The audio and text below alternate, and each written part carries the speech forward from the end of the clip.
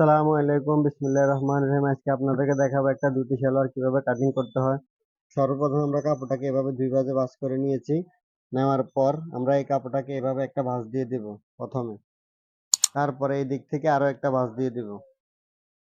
দেওয়া হয়ে গেলে আমাদের যে লাম্বার মাপটা আমরা ওইটা দিব। আমরা উপরে হাফ বডির জন্য আমরা রাখবো 5।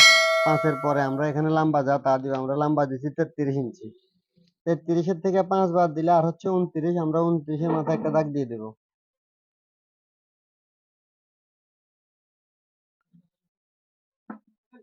তারপর আমরা এই দাগে দাগে আমরা কাটিং করে নেব।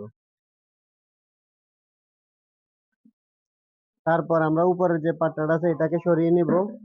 নেওয়ার পর হাফ বডির 5 ইঞ্চি দিয়ে আমাদের হাই যতটুকু আমরা অতটুকু দিয়ে দিব। আমি হাইয়ের জন্য দিচ্ছি 13 ইঞ্চি। হাইয়ের রাউন্ডের জন্য আমি এখানে দিচ্ছি 1.5 ইঞ্চি। তারপর সোজা করে একটা দাগ দিয়ে দিব। দাগ হয়ে যাওয়ার পর আমরা এখানে একটা রাউন্ড দিয়ে দিব সুন্দর করে। তারপর আমরা এই দিক থেকে রাউন্ডটা ঘুরিয়ে সুন্দর করে কাটিং করে নেব।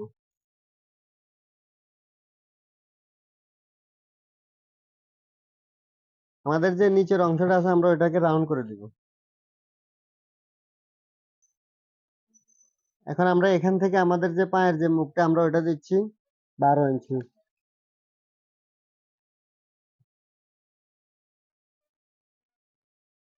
আমরা রাবারের জন্য এখানে 2 ইঞ্চি একটা ভাঁজ দিয়ে দিব। তারপর আমাদের যে হাফ বডির মাপটা তার থেকে হাফ ইঞ্চি বাড়তি নিয়ে আমরা কাটিং করে নেব। আমরা হাফ বডির জন্য এখানে যা আছে পুরোটা 33 ইঞ্চি দিয়ে দিলাম। আমরা হাইয়ের জন্য এখানে গোল করে একটা সিলাই দিয়ে দিব। এটা হচ্ছে আমাদের হাই। এখন আমরা এখানে যে লেসটা আছে লেসটাকে এভাবে লাগিয়ে নিব। এভাবে সোজা করে এই রাউন্ডটা সহ ঘুরিয়ে আমরা লেসটা লাগিয়ে নিব।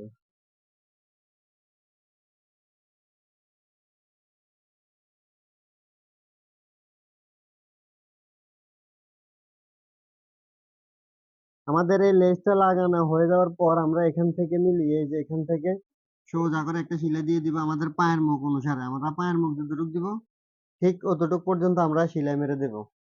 এখন আমরা এখানে এভাবে কুচি দিয়ে আমাদের হাফ বডিটা পরিমাণ আমরা করে নিব। করে নিয়ে এখানে আমরা হাফ বডিটা লাগিয়ে নিব।